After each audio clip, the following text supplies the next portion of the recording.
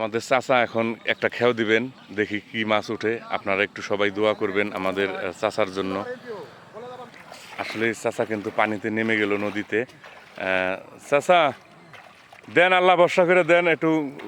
হ্যাঁ, উনি দেন। এখন কিন্তু চাচা আসলেই খেও দিবেন। আপনারা দেখতে পাচ্ছেন যে চাচা খেও দিতে, এই যে খেও মারছে, সুন্দর একটা খেও পড়ছে। এখন মাছ হলেও রিজিকের ব্যাপার, মালিকে যদি মাছ রিজিকে রাখে তাহলে কিন্তু পাওয়া যাবে, আর না হলে কিন্তু কোনো সম্ভবই না, কারণ সবই রিজিকের উপরে। চাচা কিন্তু খেওটা তুললো, দেখি কি মাছ আসে চাচার কপালে।